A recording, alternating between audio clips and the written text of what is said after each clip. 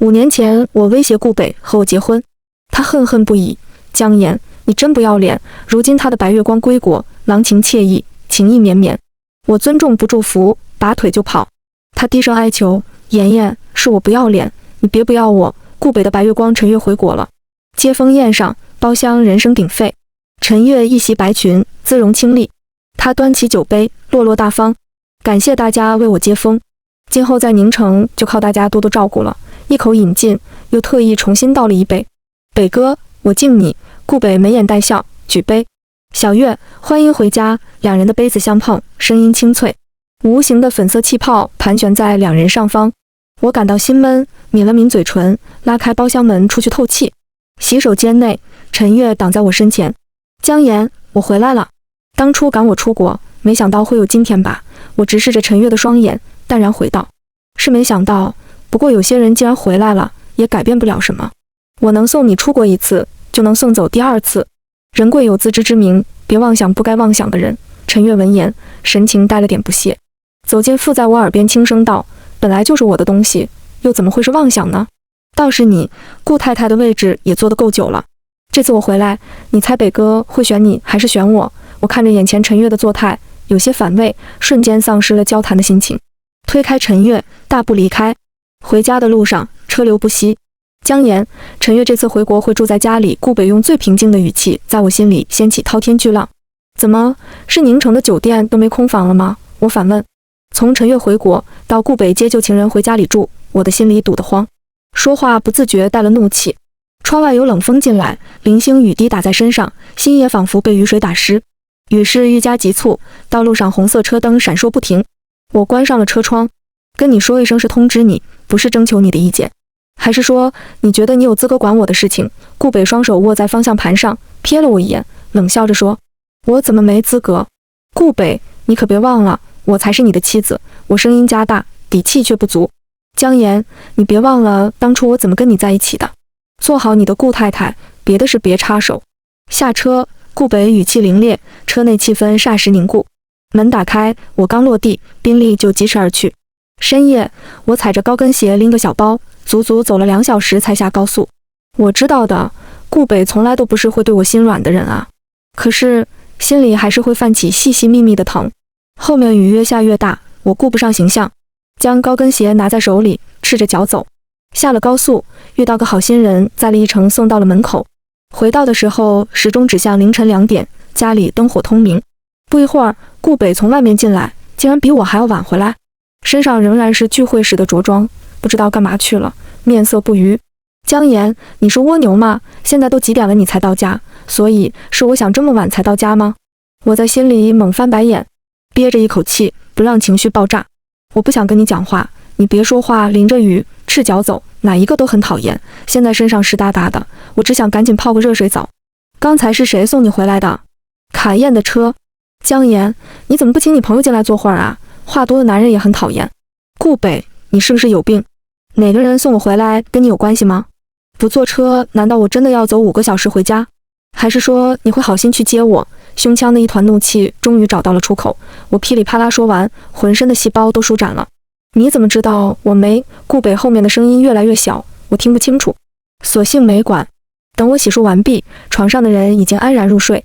睡着了的顾北比醒着的时候要讨人喜欢，暖色台灯映照着，衬得他整个人少了些刻薄，带着些沉静柔和。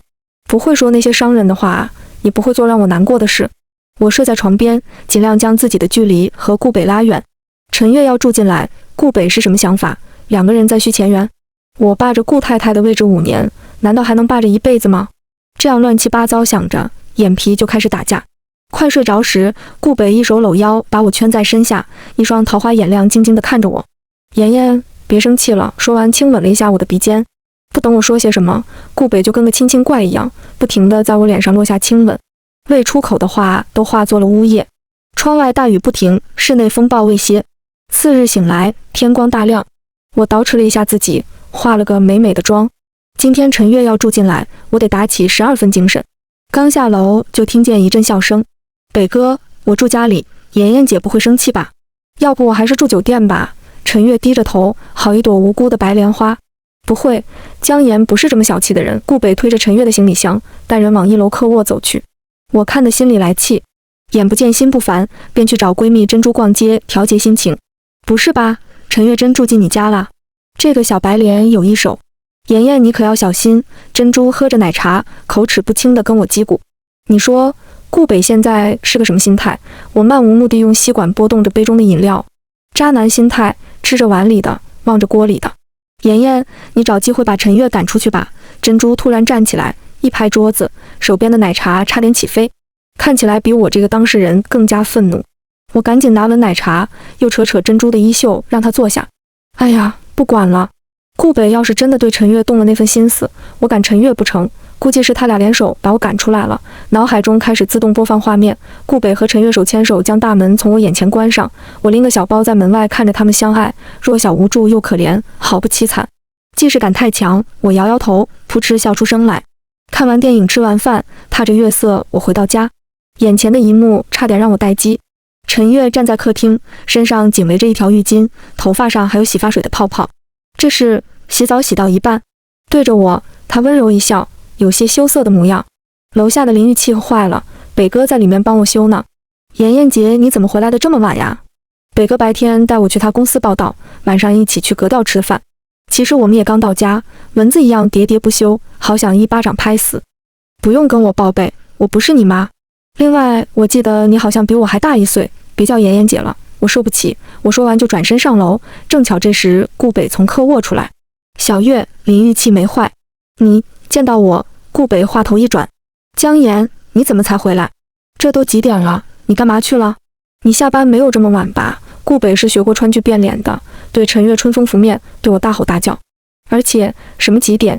现在才晚上10点，电视剧的黄金时间，小说的更新时间。我懒得理他，步伐加快。顾北跟在我身后。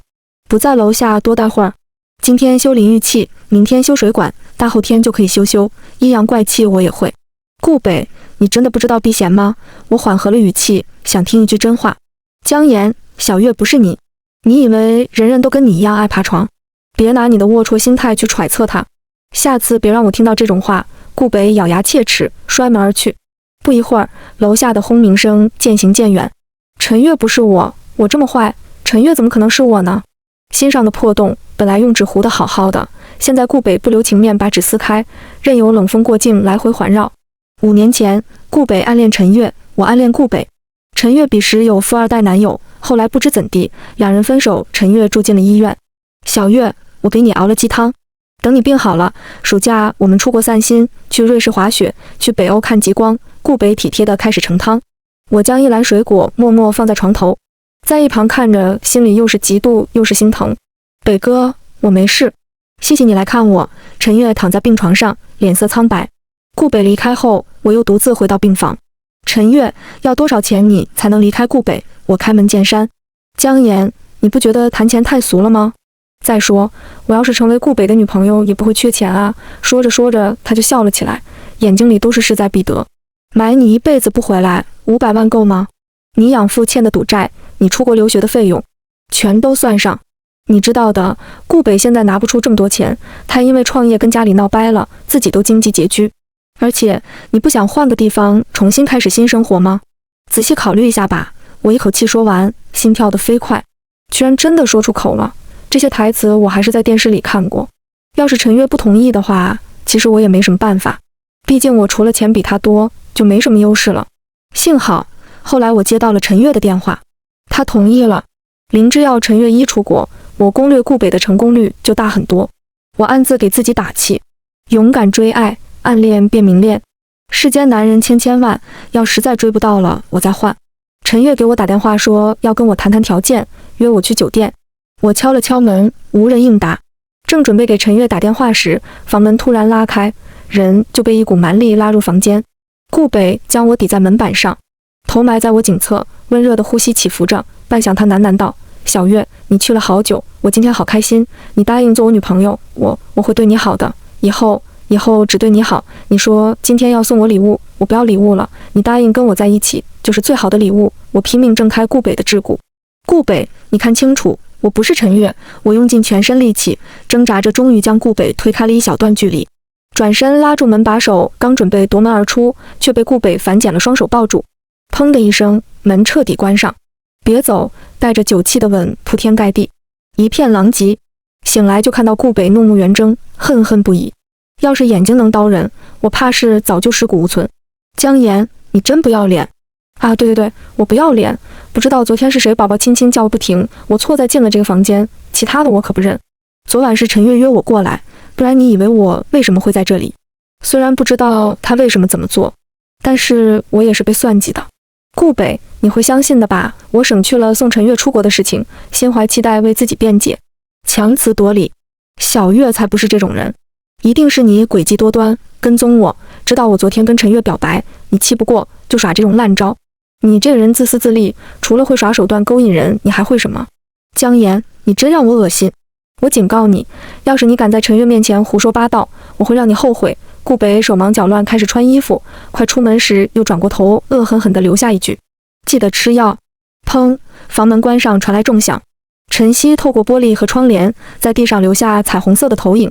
我呆呆凝望着，思考着，为什么我要喜欢这种人啊？不让我告诉陈月，我就偏要闹得人尽皆知。我这个人呐，天生反骨。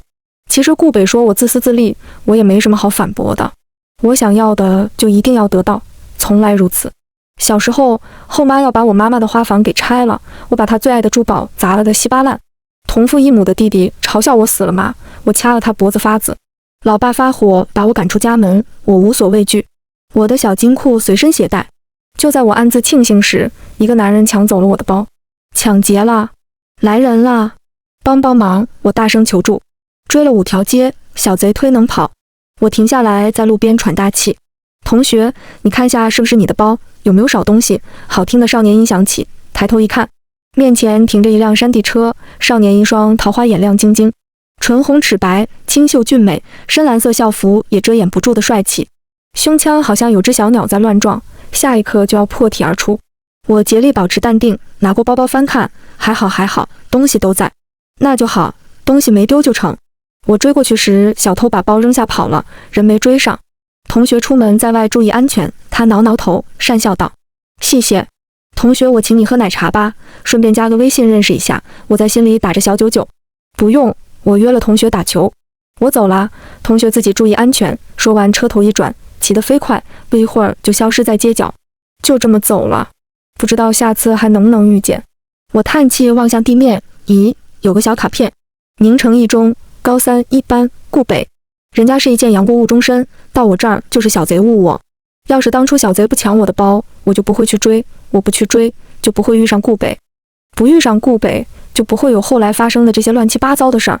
我窝在酒店的大床上来回翻滚，化身佟掌柜。那天晚上气跑顾北后，第二天我就常住酒店。这期间顾北没有找过我，我也没找过他。手机铃声响起，我一激灵，立马坐直。喂，妍妍啊，是顾北的妈妈。妈，我在呢，我乖巧回道。是跟顾北吵架了吗？听小郑说，最近你都住在酒店。啊，没有，我最近要赶稿，有个剧本要得急，我担心在家影响顾北休息，才住酒店的。那就好，我还担心你们小夫妻因为外人吵嘴了。最近忙完了，下周末和顾北一起回家吃饭，妈妈给你做你最爱吃的大闸蟹。好的，妈妈，下周见哦。挂完电话，我深呼一口气。顾北的妈妈真好，要是我妈妈还在就好了。不一会儿，顾北来电：江岩，你是小学生吗？天天只会告状。顾北的声音从电话那头传来，有些失真。我又怎么你了？你别撒泼，我天天酒店赶稿，哪儿都没去，劈头盖脸就是指责，简直一头雾水。我问你，你跟我妈说陈月住家里的事儿干嘛？是不是还想着把陈月赶出去？我告诉你，别以为有我妈撑腰，你就可以为所欲为。顾太太的位置我不介意换个人来做。我没有告状，不是我，心里好像被喂了颗酸柠檬，有些涩，也有些委屈。不是你还有谁？你可是有前科的人。顾北一锤定音，让我辩无可辩。毕竟当初我就是靠着告状才让顾北娶了我。被偏爱的人总是有恃无恐。陈月拥有顾北的爱，可以大摇大摆登堂入室；顾北拥有我的爱，也就拥有伤害我的利刃。妈妈让我下周末和顾北一起回家吃饭，不看僧面看佛面，我打算服软哄哄他。我给顾北发微信，让他回家吃晚饭，我们谈谈。微信显示是个红色感叹号，电话打过去在通话中。换时间打，还是如此。原来被拉黑了呀，好小气。亏我还特意做了芒果味的小蛋糕，我记得顾北很喜欢吃芒果。另外订了春香居的招牌菜，我厨艺不行。婚后准备洗手做羹汤，半贤妻给顾北送了几次爱心便当，知道是我送的，他看都不看，直接扔垃圾桶。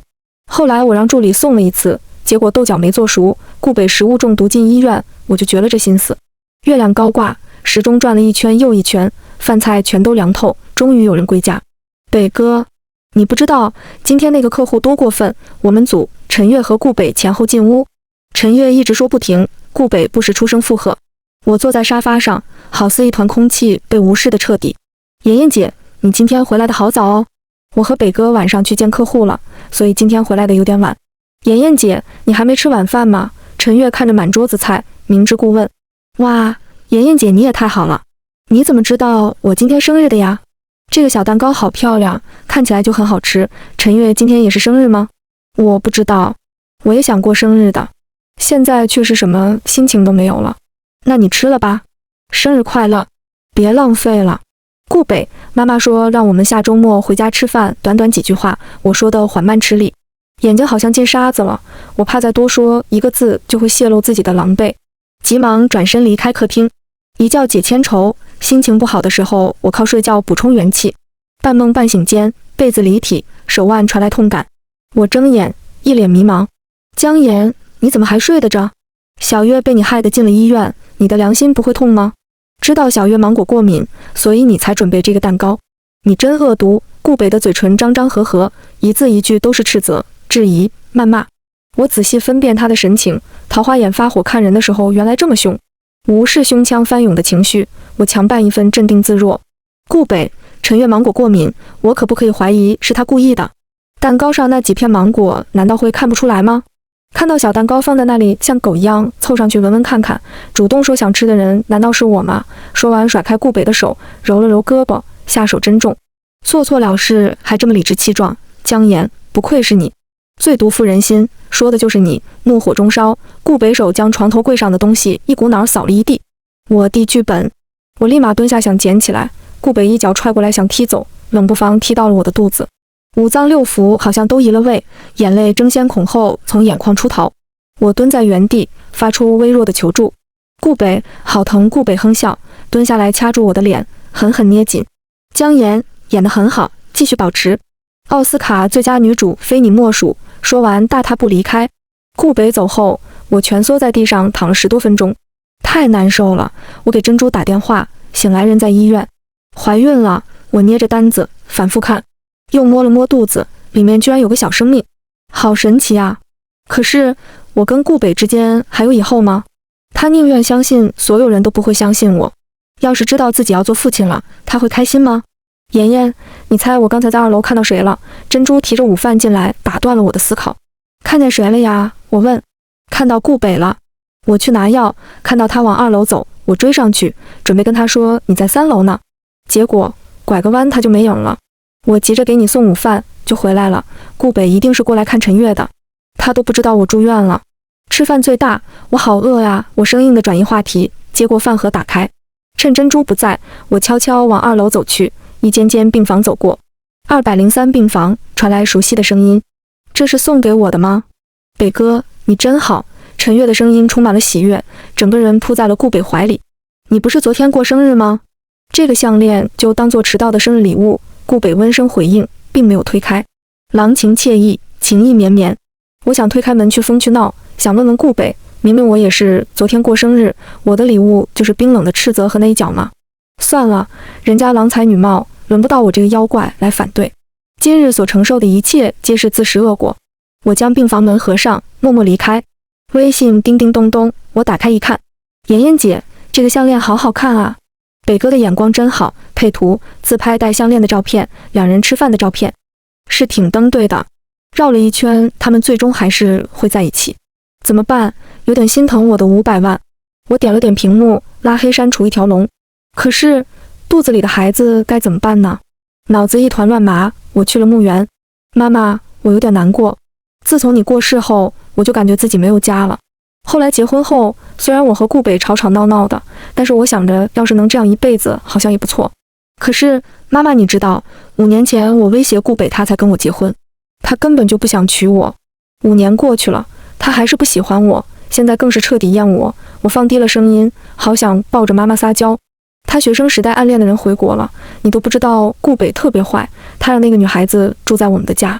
我不同意，顾北就把我丢在高速路上，我那天脚都走得起泡了。后来他妈妈不知道怎么知道了这件事情，顾北又找我兴师问罪，我们冷战，他还把我拉黑了。过生日的时候，我特意买了小蛋糕，是顾北最爱吃的。结果那个女孩子把我的生日蛋糕吃掉了，过敏进了医院。顾北为了她回家骂我，还踢了我，最后还去陪床照顾那个女生，补送了生日礼物。我躺在医院的病床上的时候，只有珍珠陪着我。我抚摸着墓碑上妈妈的照片，小小声的把自己的心里话都说给妈妈听。似乎刚才说的都是不好的事情，我想了想，也应该告诉妈妈好消息。妈妈，医生说我肚子里有小宝宝了。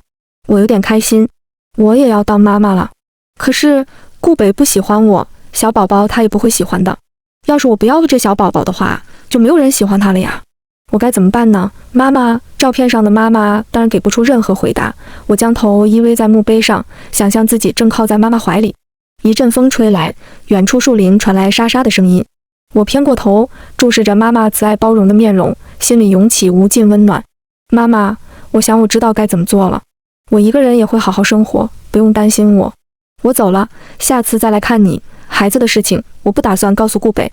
每次吵架都是我哄着他，我也想有人哄哄我。我找律师拟了份离婚协议书，既然由我开始，那也由我来结束。客厅里面热热闹闹的，好多人。陈月在客厅招呼得热火朝天，如鱼得水。顾北并没有在客厅，不知道去哪儿了。陈月看到我，俨然一副女主人的架势，亲热地跟我打招呼：“妍妍姐，你回来啦！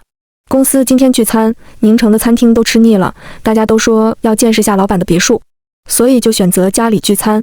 北哥也同意了。”我站在门口，一时愣住，并不知道自己该作何反应。妍妍姐，你要不要跟我们一起吃？食材都准备的差不多了，我还炖了老鸭汤，他们说味道不错的。小妍，你去叫夏北哥，咱们可以涮火锅了，他在楼上书房。算了，还是一会儿我去叫吧，我好像不请自来的客人，主人殷勤留饭，大方又善良，可惜我做不到宾主尽欢。不用，你们吃就好。我是回家拿东西的，突然想起公司还有其他事儿，我先走了。幸好还没换鞋，我把门关上，隔绝了里面的热闹。下次还是找个工作日我再过来吧。我准备找个离公司近的房子，看了几处都不是很满意。珍珠给我推荐了几处，我俩一起看了看，最后定了海宇御景，户型采光都是极佳，高档小区，安保也不错。房子定下后，我找了搬家公司，衣服、首饰、包包、香水、窗帘、床单、被套、小夜灯、抱枕、地毯、壁挂画、阳台的风铃、重的郁金香全都打包带走。我送给顾北的衬衫、领带、香水、手表、袖扣，林林总总也放进了打包箱。直到这个家没有一丝丝我的痕迹存在。顾北这些年有送过我什么吗？我想了想，好像并没有，只有结婚戒指是他买的，尺寸并不合适，我戴着有些大。这样看来，我这5年过得好失败。不撞南墙不回头，幸好还不算太晚。我签好字，将离婚协议书放在了书房的桌子上，最上面是一枚戒指和一张泛黄的学生证。物归原主，再见了，顾北。灵去复留子，妍妍你真牛。我和珍珠涮着火锅，吃得不亦乐乎。我想清楚了，强扭的瓜我拧下来了，确实不甜，就不要再死磕了。放彼此一条生路，也许是最好的选择。我夹起一片脑花，好嫩。以形补形，我确实该好好补补。我支持你，到时候我给你介绍小奶狗。我们公司新来的实习生长得可俊，身高188，肩宽腿长，还有一双无辜狗狗眼，是你的菜。珍珠吃的小脸红扑扑的，饶了我吧，珍珠。我暂时没有这个想法，封心所爱了。爱情这个破玩意儿，我还是不要再沾边，独美就好。我想了想，你还是别喜欢小奶狗了，人不能踏进同一片河流2次。我给你介绍我堂哥，海龟精英，你换个口味，斯文霸总类型的，190的个儿。呜呜，我捏住珍珠的2片嘴唇成鸭子状，他终于消停。打住，吃饭，我又加了一个虾球，堵住了珍珠的碎碎念。饭吃到一半，有陌生来电，接起，传来熟悉的声音。姜岩，你居然把我拉黑了！小狗跳脚般的气急败坏。你不是也拉黑了我？礼尚往来罢了，有什么事情吗？我停下了筷子，揉了揉耳朵，声音太大，震得耳朵疼。你又在闹什么脾气？我刚出差回来，还以为家里面进贼了。你的东西怎么都搬走了？还有离婚协议书是什么意思？就是字面意思，顾北，我们离婚吧。你又在玩什么把戏？是因为我那天踢了你一脚，你闹脾气了吗？我又没有踢多重。再说你把小约害进医院也没道歉，我也没说什么。现在你居然开始离家出走了，还威胁我要离婚。姜岩，是我平时太惯着你了吗？我警告你，你今天不回来就永远别回来了，好一个倒打一耙。我强压住脾气，不想再多说一个字。挂断电话后拉黑了这个号码。1周后，酒店门口，徐总，合作愉快。我朝许如尘伸出手，他回握。我没想到许如尘就是珍珠的堂哥，也是我们工作室项目的投资人。他戴一副金边眼镜，斯文俊朗，风度翩翩。别这么生疏，叫我如尘就好。话说江边我们俩还有过一面之缘，不知你可还有印象？我绞尽脑汁，也想不出来什么时候遇见过他。按道理来说，帅哥总是让人印象深刻的。看我疑惑的表情，许如尘并未多说。江边住哪儿？我送你一程。门童将他的车开了过来，是辆卡宴。死去的记忆突然攻击我，回想起狼狈雨夜，灯绝，尴尬脸热。许如尘还在原地等待我的回复。正僵持间，有男声遥遥传来。姜岩，顾北的身影从远处走近，他对同行的几人说了几句，然后独自向我走来。有了新欢，忙得连家都不回了吗？语带讥诮对我说完，又朝许如尘伸出右手。顾北，姜岩的丈夫。你好。你好。京海传媒许如尘，两个人身高相仿，许如尘风神俊朗，顾北俊秀年轻，双手交握那刻，颇有种势均力敌的氛围。顾北，我们已经离婚了。我在一旁澄清，我没签字就不算离婚。还有，如果我告诉面前这位许先生你的过往，想必人家连朋友都不想和你做，顾北势必要给我难堪。我对顾北的语言攻击已经免疫，但是他不能将无关的人牵涉其中。顾北，你别给我扣帽子，许总是公司的合作伙伴，我们之间清清白白。那么清白的许总知道你最擅长爬床吗？知道你，顾总。许如尘厉声喝止了顾北的未尽之言。顾总，我的确是在追求妍妍，不过他还没同意，等他离婚后，我会是第一个拿着号码牌的人。至于现在，我想我们就先告辞了。许如尘说完，微微弯腰打开副驾驶的门，做出了个请的手势。妍妍，我送你回家。我低头上了许如尘的车，车辆启动，顾北的身影渐渐变小，直到消失不见。许总，谢谢你刚才替我解围。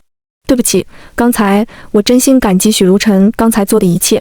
江边，遇见错误的人并不是你的错，及时止损是对的。人生会有其他美景，也会有其他人与你风雨同城。似乎觉得这段话有些说教，许如尘又半开玩笑半认真地说。江边，我说的排队拿号码牌，这句是真心的。那天晚上的风波我抛之脑后，现在我只想过好自己的生活。刚踏进办公室，桌上就放着一大捧黄玫瑰，花上的小卡片写着，对不起，那天是我说错话。你别生气，我把花扔进了垃圾桶。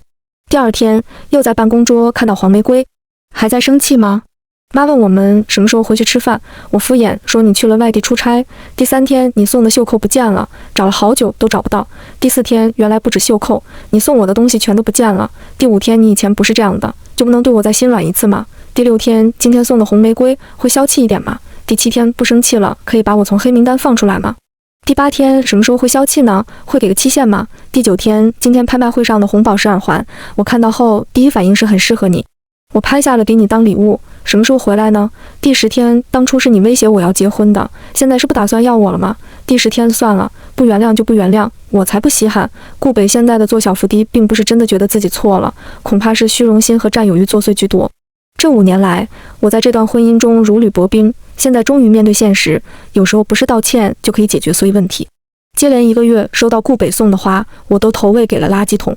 直到这天下班回家，我在楼下遇见了顾北，他看起消瘦了一些，眼下有灰青色，抬眼望过来似乎受了无尽委屈。安保好严格，我是偷偷跟着别的住户进来的，刚才躲在小树林才没有被保安赶出去。笔挺的西服上沾了不少的树叶和泥土，整个人显得有些落拓。我等了好久，身上被蚊子咬了好几个包，都肿了。顾北又讲，声音有些低，带着些许抱怨。是换新号码了吗？原先的号码打不通了，我每天都换着打，系统声说是空号。这段时间我过得不好，顾北，我们认真谈谈，几句话能说清楚的事情，我就不邀请你上楼了。我不把话说清楚，我怕顾北会觉得我是在闹小脾气。5年前的事情，我一直欠你一句对不起，我向你道歉。当初要是没有我从中作梗，也许你早就幸福美满。离婚是我认真考虑很久做出的决定，并不是在欲擒故纵或者玩什么把戏，你大可以放心。协议书我已经签完字了，你只需要签字，我们就彻底没关系了。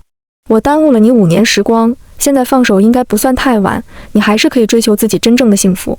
该说的我都说完了，希望你尽快签字，之后我们就是陌生人，不用再见面了。说完这一串话，我等了一会儿，顾北半声不吭愣在原地，估计是太高兴，不知道作何反应。我没管他，转身离开。那晚摊牌过后，办公室再也没有出现过黄玫瑰，当然也没有红玫瑰。眨眼间怀孕3个月了，今天趁着周末去医院做了产检。回家的路上，莫名有些不安，身后似乎有一双眼睛在紧随。待我回头，那种阴凉的注视感也消失了，一切如常。晚上新手机响起，我点开接听。江岩，你落了东西在书房，什么时候回来拿走？电话中的声音暗哑低沉。我不想再跟顾北有牵扯，回复道。扔了吧，我不要了。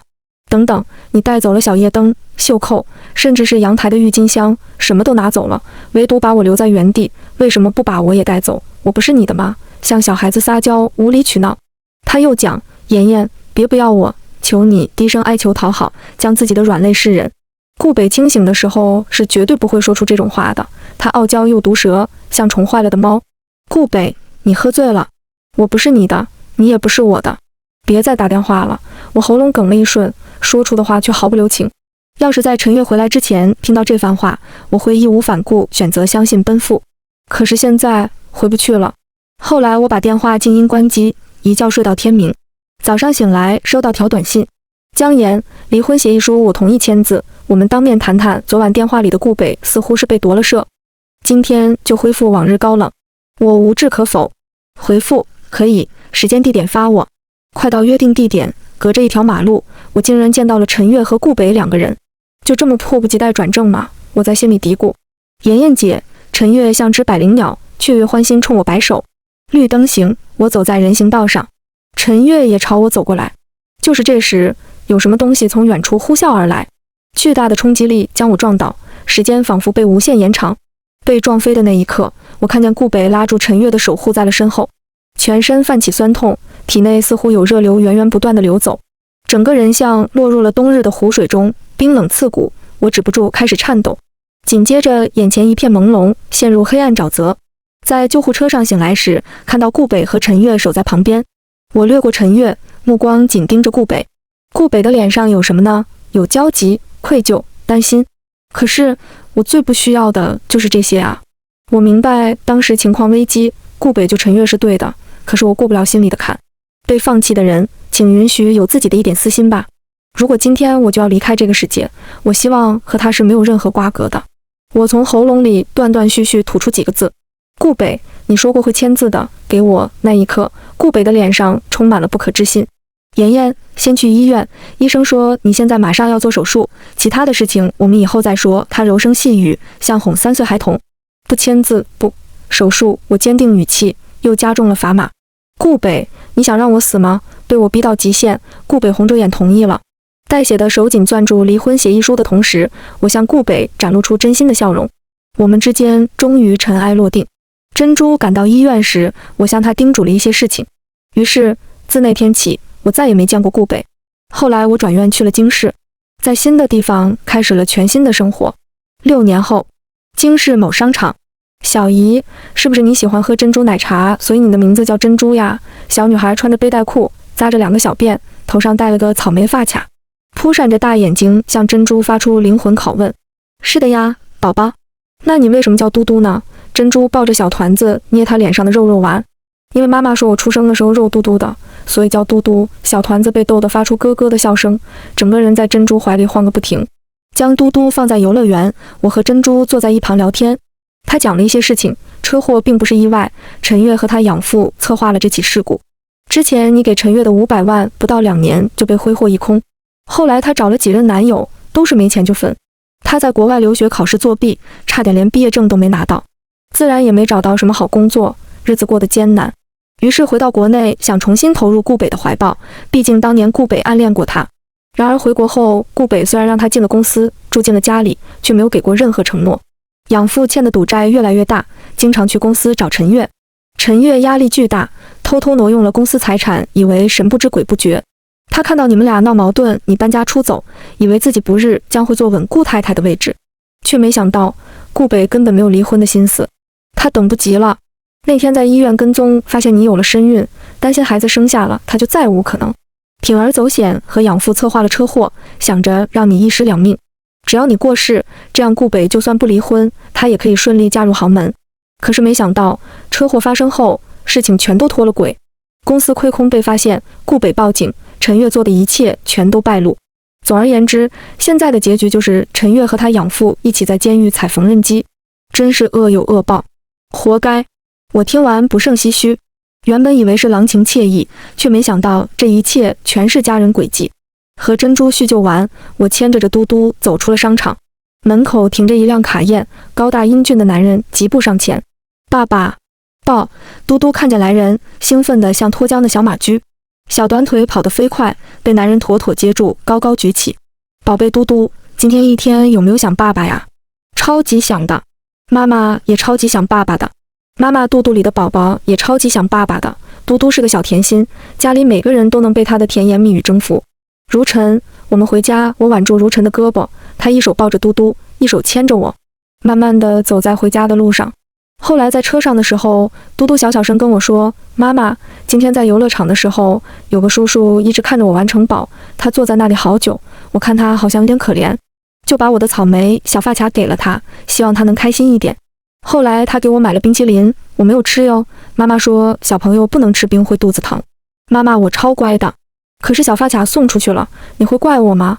我亲亲嘟嘟的脸，把它放在儿童座椅上坐好。当然不会啦，我们嘟嘟是最善良的小朋友。关上车窗的那刻，我看见有一道身影在远处静静地伫立着，也许是顾北，也许不是。我缓缓升上了车窗，车辆在金色阳光的道路上平稳行驶着。夏天快过完了，接下来的秋天会有一个新的小生命降临。我知道，我们一家三口，不是一家四口，将会共同迎接接下来的每一个秋天。